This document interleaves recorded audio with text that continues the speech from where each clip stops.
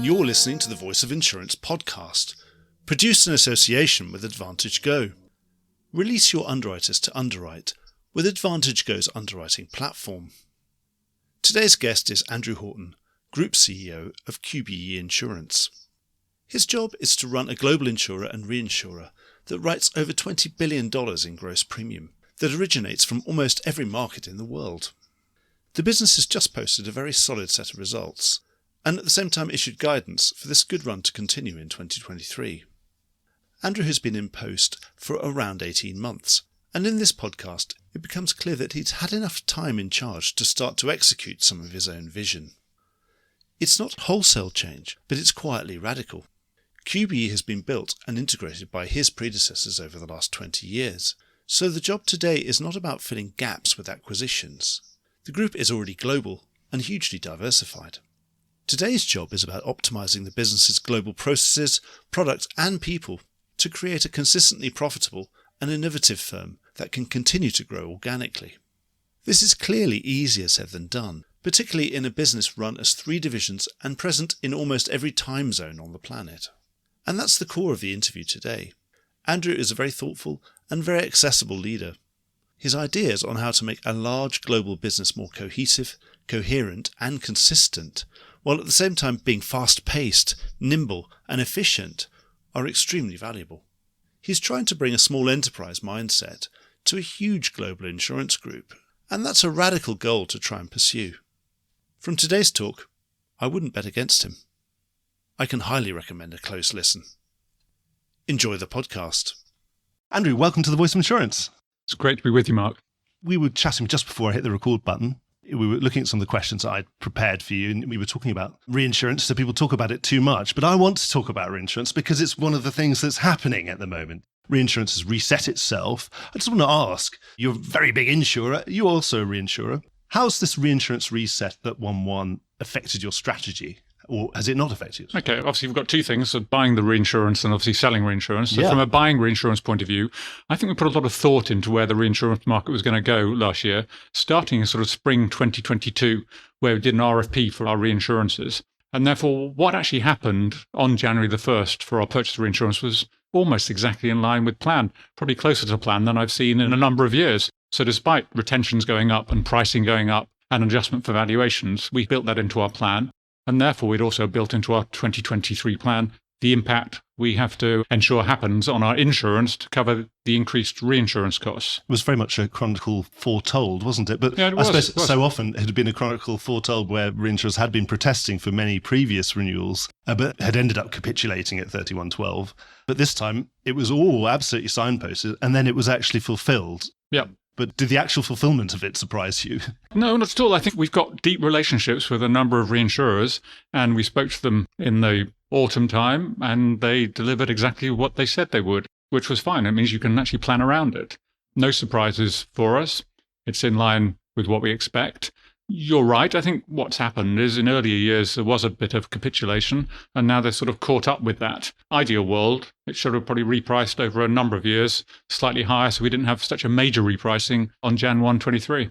And obviously, you were also in touch with the market because you're a substantial reinsurer. Not, I think, you're not the world's biggest reinsurer, but there's a substantial amount of reinsurance income in your book. But first thing, when I was looking at your annual results, for example, QBE Re is obviously a reasonable size part of your book. You wouldn't be able to tell necessarily from looking at those results, obviously maybe as you're presenting those to the investor. Is that saying anything about QBE Re or not? Because at the same time, I know this time last year, you were saying that reinsurance is in growth mode and you were quite bullish about the reinsurance side of things. Yes. So Mark, the way we tend to present our results, other than the total, is the 3 divisions of International, North America and AusPac. And QBE Re is a subset of the International. So it's not special treatment for not flagging QBE Re because none of the subsets get talked about. So we just tend to do it on that basis. QBE Re is about 10% of our premiums, has been growing. It's got a good focus and good balance between property cat, liability and specialty. So that's good. It's probably downplayed property cat a bit in 2023. It has been a challenging market. And I think we're more in a let's wait and see where the market's actually going to go. And if there's an opportunity in 24 to grow, then we'll continue to grow. But it is an important part of what QBE does. I think we end up being sort of the 25th largest reinsurer in the world. So reasonable size. size. Into those rankings. Exactly, a reasonable size. I think we can grow, but as you can imagine, the graph sort of falls away quite quickly from the top 3 or 4 into a number of mid-sized reinsurers, and we're in that. But it is an area we're focused on. Change in leadership last year with Chris Calori taking that on, and is an area we want to grow going forwards. Well, I think I must get him on the show, actually. So you're happy to be leaning into that harder insurance market and picking up your share of the good news? We are. But we have decided from property cat generally that we're not going to grow enormously into 2023. It's been an area for the past few years. People believe the rating is now right. And sadly, claims have actually kept up with the increased pricing. Pricing has now gone up a lot, always going up a lot in 23. And we'd just rather hold capacity flat, deploy our capacity as well as we possibly can. Ideally, get some other lines on the back of deploying property capacity, both on the reinsurance and insurance front. One of the main drivers of it is QBE as a company has had quite a lot of volatility in the results over the past 10 years. And one of my strategies is try to remove that volatility going forwards. Is that one of the reasons behind getting out of retro? There were reports about that. Exactly right. It was the most volatile part of our book, and it was a relatively small part, and we're such a small player in it, and it just gives us volatility with some of the large losses that can happen. So why do it? And I'm pleased because we moved quickly on it. Yeah. And when you've got a market that is giving you all the opportunity in normal reinsurance, sure. Yeah, why do needs that? To be reinsuring reinsurers. I agree. Certainly, anecdotally in Q1, we've seen that this reinsurance second wind, because we used to talk about the reinsurance tail wagging the dog, the insurance dog has been quite happily wagging itself for the last 4 years, either being provoked by some of the larger players, or perhaps you could say it was Lloyd's and AIG together kind of almost started to trigger that. But it was going to have to happen because results needed to be remediated one way or another. And now we've got this added impetus from reinsurance. It seems to have given an extra push in property. But is that having secondary effects elsewhere? I'm not sure the property cat market's having secondary effects elsewhere. I think the level of inflation and uncertain geopolitical issues are keeping rates up. And it's not that long ago since social inflation kicked in and we had all those claims for the mid-2010s and we're still paying for those. So I think it's a combination of those factors, Mark, that are actually maintaining rates rather than the property cat. And in some areas, we are seeing rates come off. So management liability, especially in the US last year, saw rates come off because we've seen 2 or 3 years of good rate increases in inverted commas. Of course, we only prove with hindsight whether they're large enough to cover potential increased claims. More capacity coming into play. The cyber market, to some extent, in 2023, topping out a bit, but having seen rates double, treble, quadruple over the past few years. And at some point, capacity comes back into the market and rates top out. And 23 and 24, we will see more rates top out. And certainly from your own results, you see a tapering, obviously not rates falling, but a tapering in the rate of increase. Exactly right. Yeah, so the rate of increase, we're expecting inflation to be a bit lower, which is also going to potentially slow the rate of increase. But yeah, it's going to taper this year and into next year, and that's definitely what we're planning for. But do you think there'll still be material increases above inflation or above loss cost? I can't see it in many areas other than the property cat, and it's hard to tell whether they're materially above loss costs because they're actually trying to catch up with where loss costs are. I mean, it's an interesting one on that area. We were speaking to a broker in New York a couple of weeks ago who was saying there are no states in the US that are not cat exposed anymore. Having had the winter storm earlier this year, wasn't it? Impacted 30 states. It used to be sort of down the eastern seaboard and the earthquake states, and now almost any state can be impacted by something. So I think we've got to think in a slightly different way. Yes. So are you feeling optimistic? I mean, that doesn't sound incredibly bullish. It doesn't sound like you're completely gung-ho, but are you happy that you're in an adequately priced market into which you can still grow? I think what I'm happy about is we're getting good balance in the book. Without doing an advertising campaign on QBE, the great beauty about the business, which I found in the past 18 months, is a third of the business is run out of Australia, a third is run out of London here, the international business, and a third run out of New York. So we should be able to get good balance. And that's in property cat across the world, but also property cat and casualty, liability and specialty. And that's what our focus is on. So it's good to have property cat being rated as well as it may have been for a number of years. It's the right thing to do. And then how do we get that balanced with our casualty and specialty books? Sorry to interrupt in mid-flow, but this is just a reminder that you could be advertising right here, right now, and getting your message directly into the ear of key decision makers in the insurance industry. And you'll be doing it while they're absolutely in listening mode. The Voice of Insurance has just run through 300,000 downloads. If each of those had had a 60-second ad in them, that would make 83 hours of talking to the industry for a fraction of the cost of alternative media. The podcast is the medium of the future, and so is audio advertising. Contact me on mark@thevoiceofinsurance.com, and I'll do everything I can to get you started. Also in those results, there were some increases in back year reserves. Is that mostly because of inflation? Yeah, so we did some on inflation where we took in some of the longer tail lines and increased in prior year reserves, but it's also some of our historic books where we've seen claims continue to increase. So I mentioned the mid-2010s in financial lines. We continue to see those claims get higher from what we originally planned them to be, and some of the discontinued businesses we have. That is one of the reasons, and you may want to talk about, is the Enstar lost portfolio transaction Absolutely. that we've done to try and remove some of the business from the back books. That's a pretty big buffer, isn't it? That can give you a lot of confidence and say, well, we probably won't have to hear from that again. Yeah, so it's $1.9 billion of reserves of our $16 billion. So it's quite a large proportion of our reserves we put into this transaction. And it's looking at financial lines from 2018 and earlier, both international and the US, and some of the discontinued businesses. And they've been books that have delivered 100% of our PYD on average over the past 5 or 6 years. PYD? Prior year development. Yeah, sorry about that. I hate using 3-letter acronyms as well, so apologies. I'm sure that was a song by Michael Jackson on the exactly. Thriller album, wasn't it? No, but it probably was. But yeah, no, prior year development. Also, another thing from your results, I don't want to turn this as some sort of results analysis, but at the same time, I did have a good look at them because it was a very interesting read. And obviously, they're pretty good results, by the way, as well. Program business, it's interesting. You seem to be pulling away from program business, that there were certainly discontinued lines there or discontinued contracts, and you weren't really growing. But I find that interesting in the context of what seems to be a booming market for everybody else. So are you seeing something that other people aren't? First, I'd like to say thanks for reading the results, Mark. That's really cheering that you've read them. So I really appreciate that. It was a very good read. It wasn't depressing at all. Yeah, it didn't have too many PYD comments in there, so it was supposed to be as clear as possible, so that's good. No, I think on the program book, when I came in and we looked at the programs, especially some of the ones, the catastrophe-exposed programs we've been writing in the US, we'd been optimistic that they could be remediated and deliver good profits going forwards, and several of them had been underwater from a combined ratio over a number of years.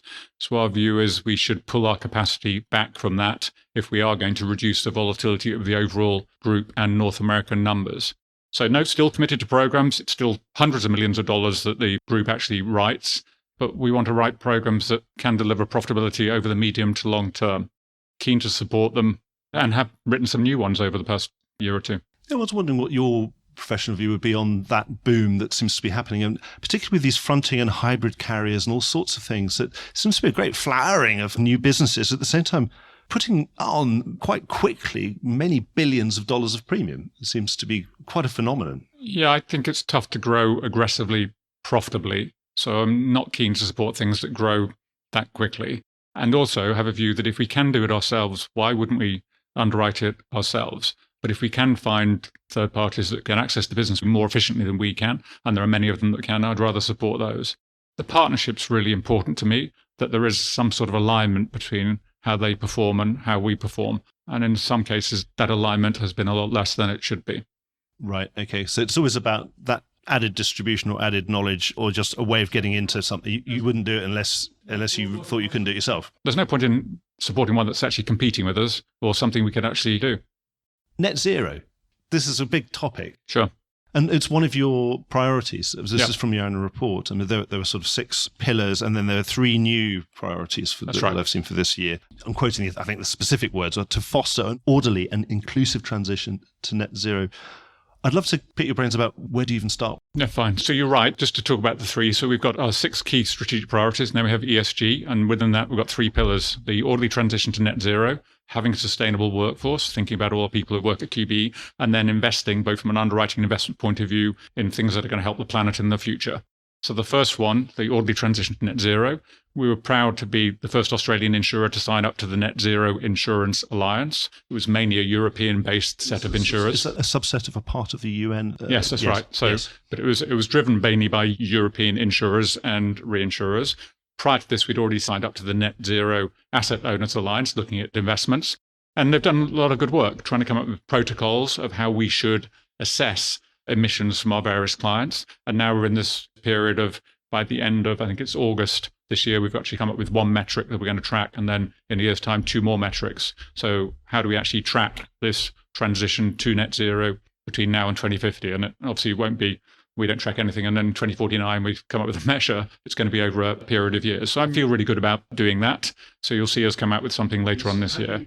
And the definition of net zero for an insurer is that you're net zero so that you fly around an electric plane or something by 2050. Yeah, and we work with our clients to be net zero. And you're insuring net zero so that your clients are all net zero. Exactly. That form of it's obviously more straightforward for us as a company, can be net zero because we are not a massive emitter. We're not in a sector that's emitting a lot of greenhouse gases. So we're working with our clients, and we do write a reasonable amount of oil and gas. We write a reasonable amount in aviation and marine and in motor. And those are sectors that are in focus. So we'll be working with our clients to ensure they're on a net zero transition. How do we actually help them on that net zero transition? Then showing certain metrics at some point in the future when we can of how we're seeing that number shrink to net zero. The real challenge, Mark, is actually how to do it. How do we actually get at these numbers? It's hard to do. Some of the larger public companies are obviously very clearly on a path to net zero. But we've got, 100,000 clients, and we've got to work out some way of assessing how they're all doing. And of course, we don't want complete mayhem that we're talking to them. Every other insurer in the world is talking to them. Every broker's talking to them. So we actually want to try and join it up and be coordinated in it and still ensure it's a competitive market. So we've got to ensure we do everything right. And you're a core part of the global insurance market in London, in North America, in Asia Pacific. And obviously you're sitting on all sorts of committees and talking to regulators all over the world.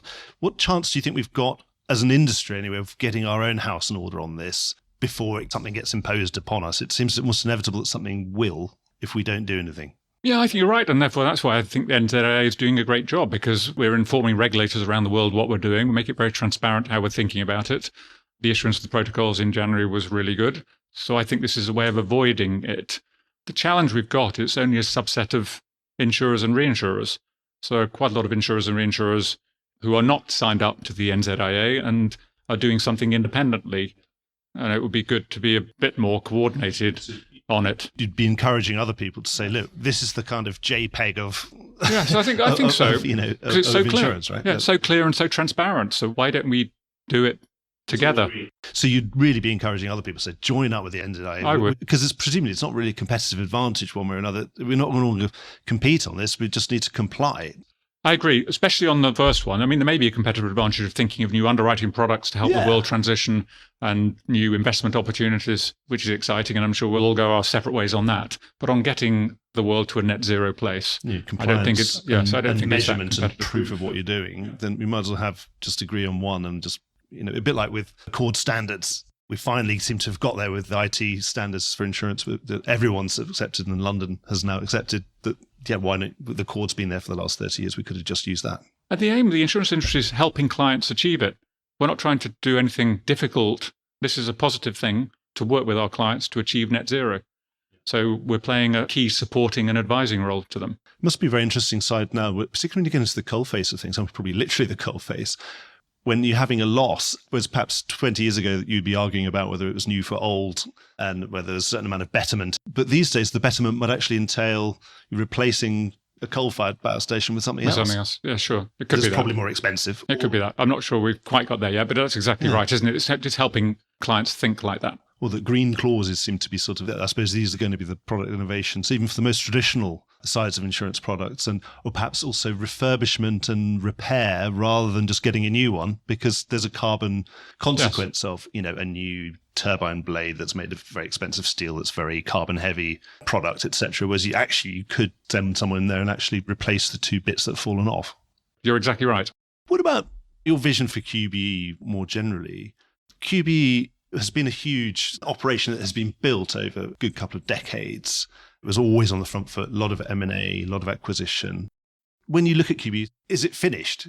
Is this now a finished project? Is it more your job is to optimize it, to remediate the bits of it and keep that empire of QBE in great condition and growing? Is the job done in terms of what it is, that entity? Has it been constructed? Or do you keep thinking, actually, we need to put another bit? There's another bolt that needs to be bolted on. Mark, that's a great question. So looking briefly at the history of QBE, which you've outlined, between 2000 and 2010, we acquired a lot of companies. I've heard it could be up to 150 companies acquired throughout the world. And 2010 to 2020 was an integration, some remediation of what we'd actually acquired. Yeah. And that took a long time. So there was virtually no growth in the company over that decade as we focused very much on that, particularly in the US. And I think I may have joined the company when most of that has been done. We've done a bit more, the lost portfolio transfer. We've done selling a broker last year. So small bits and pieces. But generally, I think the company is in good shape. If I was focusing on one thing, it would be we've got great people with great expertise throughout the world, but we don't use it as well as we could. So we've run as 3 independent divisions, AusPac, International here from London, and North America, and they've shared very limited ideas, problem solving, product information and knowledge. And I would really like to build on that because we have got great knowledge of almost every P&C product somewhere within the QBE world, but we don't use it as much as we can. And that's what we've been really focused on. I was fortunate when I arrived in September 21 that we have a relatively new group executive committee who want to think in this style. So Todd, Sue, Jason are the 3 people who run the divisions, and they are talking to each other a lot about how they share ideas rather than each of them solving the same problem. I suppose the obvious things are like time difference. I'm trying to book in a podcast over Zoom. It's going to be obviously with someone in Australia. And it is quite hard work. It's sort of, will I be the one get up at 6 a.m. or will you be the one staying late at 7 p.m.? It's either sort of one or the other. There's not a huge amount of time in which you can interact with someone. And it must be even worse if you're on the east coast of North America. That must be even harder to interact as well because you probably fully 12 hours. Do you think it's natural that being genuinely global in the way that only QBE really is because you're filling in that Pacific time zone where a lot of people have a gap? Yeah. Is it just natural that you end up being sort of siloed, describing perhaps silos? Presumably now there are ways around that with technology. Yeah, I think you're right with the technology. You're exactly right with the time zone. So I knew where Australia was on the globe before I'd moved there. Obviously, I'd been there a number of times. But when you're there, it's not the distance you're away, it's the time zone, which really has a big impact on you. So I regularly, almost always, have early morning calls and late evening calls. And that's a combination of the US and the UK. And in the afternoon, it's quite hard to talk to the UK and the US because they tend to be both asleep. So you can't speak to them for various points of the day. And that has been the biggest challenge. Technology really helps, which is good. So you can now see everybody. And I think one of the things I would like to say is the Australian approach is we are generous on time to almost everybody else in the world. So we are the ones who get up early and go to bed late more than anybody else. Well, it's just your fault because you're stuck in the middle of the Pacific. We're there. So we need to do that. And it's interesting. So I talk at the executive committee in Australia. We either go first thing in the morning or end of the day. The US has first thing in the morning, one part, middle of the day. And the UK, I think, has end of the day and middle of the day. So we're the ones that truly burning the candle at both ends of being beginning and end. But I think it's just part and parcel of how we operate. We're trying to fly less. I mean, back to the carbon footprint. So we're ensuring we're not flying the whole executive committee and other leadership around the world as much as we used to. So you but don't have a private jet? No, I've not got a private jet. No, flying Qantas a lot, which is fine. So I'm doing that from Australia. But you're right, the technology helps, but you've got to have relatively short, sharp windows of a couple of hours. So the executive committee meets a couple of hours every 2 weeks, beginning or the end of the day in Australia, and it's working well. We are bringing people together, and then every now and then we get together. So we're meeting as a management team maybe 3 times a year.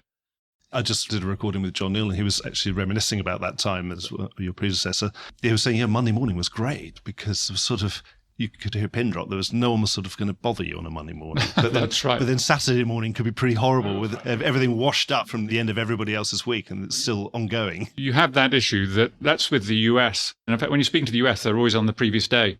My son's working in LA, and I think he's 5 hours ahead yesterday. Yeah. See what I mean? So that means on Saturday, they're still working, and on Monday, they're on Sunday. So by default, you have that issue that John was talking about. What about, we're talking about geographical location and time location within the day. What about that, creating a culture where everyone knows that they're a QBE employee and that means something, and that also that means that they can talk to other people in the QBE around the world? Yeah, I must admit I found the core QBE culture very, very positive. We've put a lot of thought into it over the past few years. Core culture is great. There's obviously national variances depending on whether you're sitting in Australia, here in Europe, or in the US. But core culture, good. One of being very open, transparent, good communication, supporting each other. And one of the things that really attracted me to QBE, Mark, was the QBE DNA. which are these 7 facets of how we are going to interact and operate with ourselves and with external people. And we truly live them, which I think is fantastic. So I love the culture at the company. Another thing I picked up from your results was a mention of this enterprise culture. Can you run us through what that is? Presumably it's sort of people wanting to really own their P&Ls, sort of be incentivized and feel responsible for what they're doing. Yeah, so one of the key strategic priorities, which is one I chose to lead, is bringing the enterprise together, which is this idea of sharing ideas better, helping people problem solve. And we've set up a number of things, not only in leadership groups, which we have across the enterprise and get them together every now and then, but Sam Harrison, our Chief Underwriting Officer, rather than having 3 divisional CUOs who talk to each other, Chief Underwriting Officers talk to each other, we also have financial lines in the US talking to financial lines in the UK, or financial lines in Australia, financial lines throughout Europe. So a product committee where all people are talking to each other. Because a lot of the issues start at some part in the world, often in the US, and then they spread around the rest of the world. So it makes complete sense that people who are writing property or financial lines would talk to each other. So we've got many more cross-business initiatives and groups working. And that is then leveraging the expertise of the enterprise. So I'm keen on that. There's no manual to do it. I'm not forcing people to do it. It just seems like a sensible thing to do. And one of the things I found exciting and frustrating is broker APIs, trying to deal with brokers better. I found there's a great group of people doing it in New Zealand, a great group of people doing it in Australia, a great group of people who are doing it in Stafford in the UK, some people thinking about it in the US. And can't we just all talk together about it? Because chances are all trying to achieve the same thing. So we have great ideas, we're just not making the most of them. So that's what I'm trying to get out of the 11,500, 12,000 people we've got. So it's more of a social thing, or are there business structures and actual financial incentives in there? Because it's quite hard to do those. No, so it's a mindset. You're right. It's exactly a mindset. But what we have done in 2022 is changed the comp system completely, the compensation system completely, where everybody is rewarded on how the group does. So everybody has an element of how the group does. Then you, if you're in a division, have an element of how the division does. And then if you're an underwriting team, you have an element of how the underwriting team does, both financial and non-financial. And you also get rewarded on not just what you do, but how you go about it. So we've changed that in 1 year. And it seems to be going down well, although everybody's being told what their bonuses are this week. So if I'm sitting at QBE by myself next week, I know it didn't work quite as well as I thought. There's a genuine incentive. If you can cross-pollinate a good idea across QBE, then you might actually benefit from that financially as well. Yeah, exactly right. Yeah, absolutely. Because some of these things, it's nice to talk, but it's also nice to get paid for propagating good practice. Yeah, most people want to interact with their colleagues, and are quite excited about doing it. And other people like being called and trying to help others out. So I think that's part of the core culture. So it doesn't need the financial element. I think generally it would happen. And what about your previous job? It was a smaller company, but it was probably more focused, certainly geographically. What do you bring from that smaller company culture that you can bring to QBE? So I would like to bring the consistency, because it's a very consistent company, the culture set up by Andrew with a fantastic culture back in 86, and it maintained it as it grew from 2 people to, it was 1,600 when I left. I'm sure it's considerably more than that. Sharing things, so it's very good at sharing things, and speed of decision making. Now, I think generally what I found at QBE, many of those things we are as good, if not better at. But with 11,500, 12,000 people, it can just take longer. So I'm really trying to get the organization to move quickly. And I feel we've moved pretty quickly, launching the new vision, purpose, and priorities last year, actually starting to implement them over the past year, changing the comp system. So we've done quite a lot of things quickly. And we have one of our DNA attributes, which I think is a really bold thing to do, is fast-paced. And it'd be really easy to say, we're not fast-paced, let's just pretend it doesn't exist, and we'll shrink our DNA attributes from 7 to 6. And I really want to live that. If we put fast-paced out, it's a bold thing to say about any insurance company, because it's not deemed the quickest industry on the planet, but let's actually live it. And let's ensure we can clear out bureaucracy, challenging decision-making, ensure people are empowered. We've got good people, so let's ensure they're empowered and willing to take that empowerment. So I'm very focused on that. So a combination of things from previous role, but also adding it in my new role. You sound like you absolutely mean it, Andrew. So yeah, I do mean it. I do mean it. I mean it as well. Yeah. You're saying a faster pace. So we'd expect to see more of that type of innovation for which your previous company was known. Well known. It's almost, what are they coming out with next? That kind of thing. I hope so. I mean, interestingly, the organization has been very innovative. We're really innovative on our renewables book and other things where we've had core expertise. So we are innovative. It's just how do we make the most of those pockets of innovation and apply them more broadly across the organization. So the vision, just touch on the vision, it's to be the most consistent and innovative risk partner. And they're consistent because generally insurers aren't consistent in how they deal with their people, how they deal with clients and brokers, appetite and so on. So we really focused on consistency. I must have used the word consistency thousands of times in 2022. I want to now move on to the innovation. We have been very innovative. It's been in pockets. We've got a great QBE Ventures arm where we invest in a lot of innovative companies, and we're trying to use that more across the organization rather than being sitting in little bits. So I think the opportunity for us to be innovative is there. And again, as you're trying to really bring this global business together, presumably now in this digital world and the sort of businesses that QBE Ventures have been, there's all those insurtech ventures that you've been collaborating with and investing in. Are you excited about the prospect for this sort of unifying moment where a lot of this data can actually start to flow and actually be used and properly analysed to create the new products of the future and all sorts of things?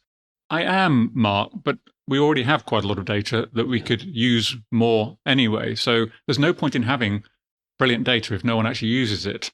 So I do like the idea of the digitization and getting access to more data and enhancing underwriting and claims decisions and all that stuff. But I also want to make sure we're using the current data we've got. And a lot of companies don't use the current data they've got. Yeah, obviously, you've got a huge amount. Yeah. Yes, exactly. That's right. So I want to focus on that as well as digitization and getting more data. So that's going to be, again, a focus moving quickly to get all that data accessible. You've got global data. Yes, we've got it. We've got a lot of information about how we're trading, how we're performing by line of business. We have this sell review process that I didn't put in place, but was put in place years before me. We're enhancing that. Just come from a sell review where we look at a number of businesses. And it's not the businesses that aren't performing as well. Some of the businesses are performing really well. And how do we actually grow them more? So how do we give them resource and energy and insight into grow things more? So we already have quite a lot of data. So I want to ensure we use that as much as possible. I think too many companies are thinking through adding more data when they're not even getting the most out of what they've currently got. And the focus here has been, let's do both. Yeah, because obviously there's third-party data being generated all the time as well that you can access, you can license. You can fill up whatever you can fill up. I'm not sure we can fill up anymore with data because it's moved from warehouses to lakes to something else. But you can collect so much stuff and then still not be able to use it. Yeah, I suppose it'd be oceans of data. Yeah, exactly. Oceans, we moved out of lakes. Yeah, lakes are too small, aren't they? Absolutely. But I suppose, yes, we'll see more analytical data scientist type people wandering around QBE buildings, do you expect? Yeah, no, I hope so. But what I want to focus on is the inefficiency, data to one side, inefficiency in the process. Because the process of trading insurance is so inefficient and expensive. So I'm also keen to focus on that. And we have our modernization initiative, which is simply trying to make us easier to do business with everybody externally and easier to do business with ourselves internally. So on that line, are you optimistic? There's obviously a lot of digitization work going on in London. Obviously, you've got a viewpoint from all sorts of markets around the world. Is London leading the way on this, do you think, or it's about to be leading the way? I'm more distant from it. And Jason Harris, who runs the international business here, is much closer to it. He's sitting on those committees. Exactly, he is. That's right. So he's much closer to it than I am. We're really positive about it. I was positive about it previously. I remain very positive about it. I think all of the ideas we've got and trying to implement in London are positive ones. Whether it's leading the way, it'll be great for London and trading in London. I'm sure others around the world are trying to make it as easy to trade with as London will be. Yeah. Just as QBE is. I mean, we're looking at our Australian business and trying to make ourselves easy to do business in Australia. And that's more peer-to-peer, I presume. It's more just going to your brokers and making sure you have APIs and gateways and things, and so that you can all see in real time what's happening without having to think about it. I'm working with them, working with brokers on how to make it easier for them. Yes, what do you think? I mean, the end game would be that we end up with an almost frictionless insurance transaction. Yeah, that can't be beyond us, can it? Because it happens in many other financial products, and we are the last bastion of having friction in it. They're perfectly good excuses. There's a lot of things aren't necessarily standardized. We're all highly regulated and everything else. And obviously, it's not like buying and selling QBE shares, which are all identical to each other.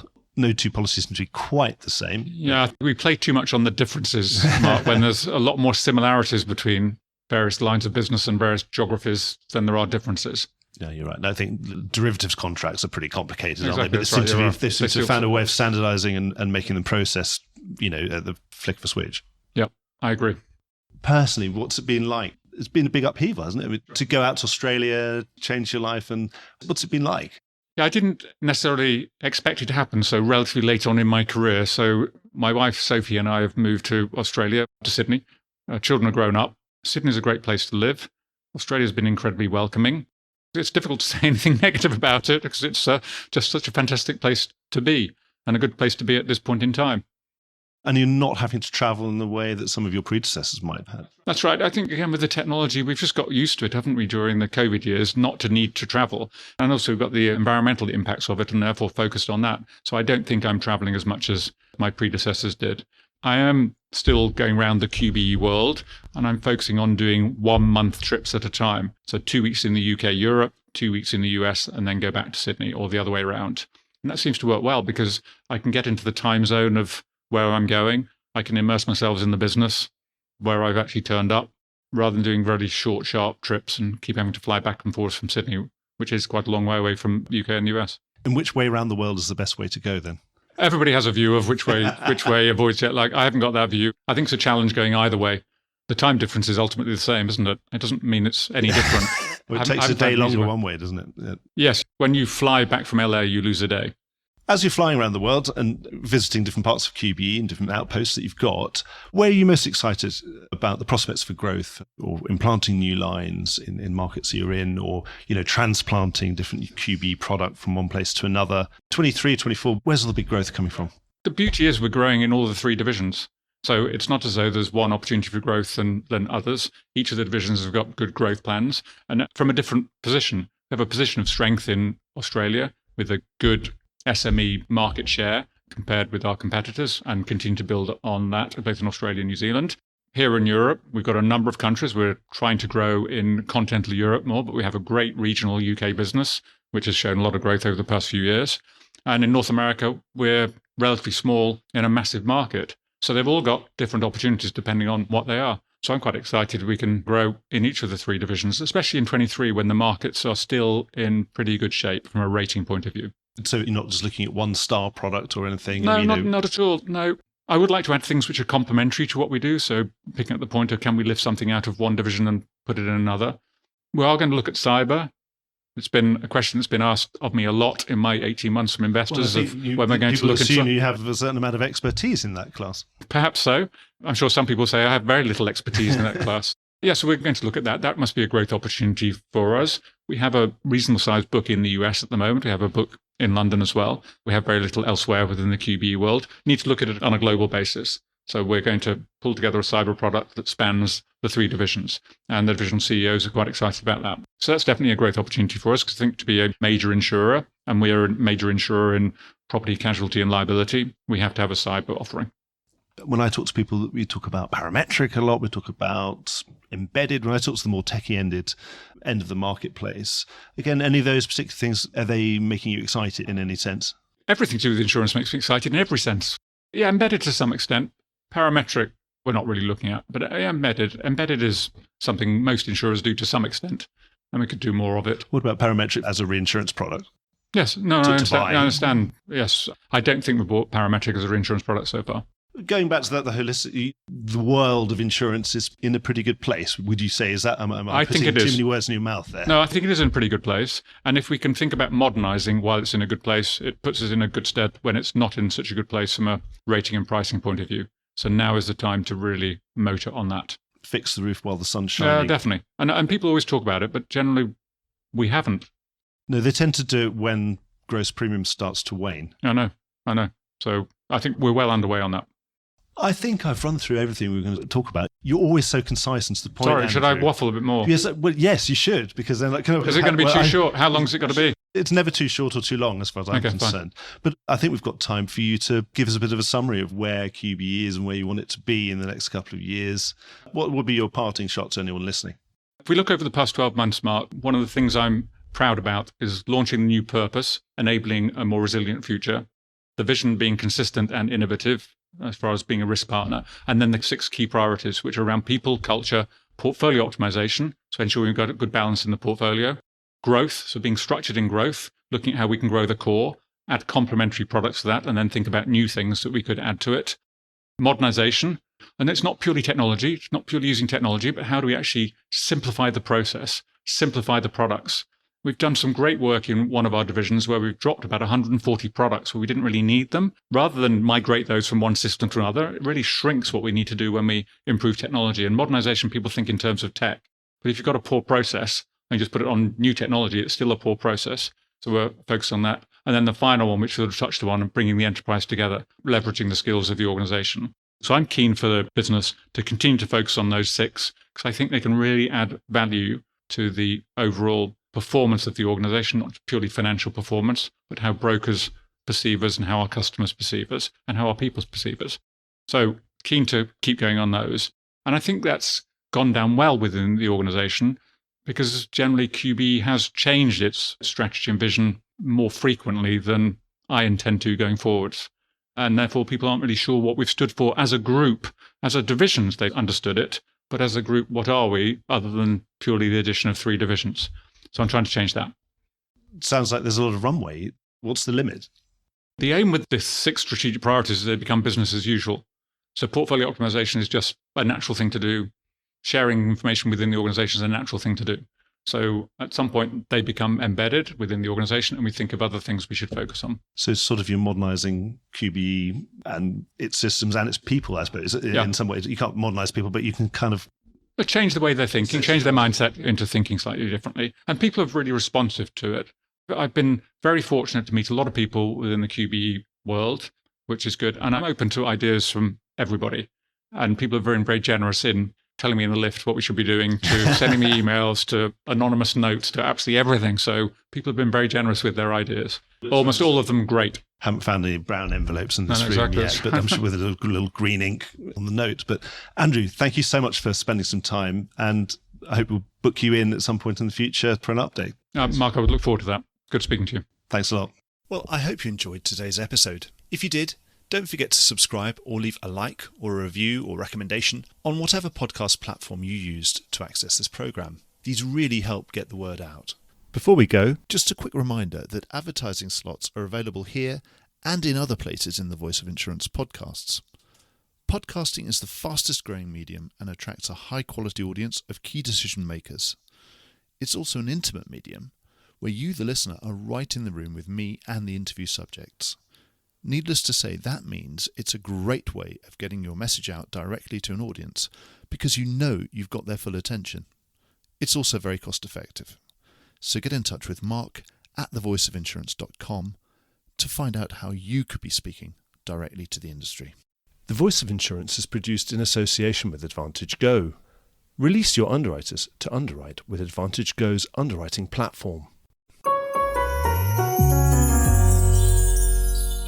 Voice of Insurance is produced by me, Mark Gagan. Music was written by Anna Gagan and produced by Carlos Gagan. Check out more podcasts and written comment pieces at www.thevoiceofinsurance.com.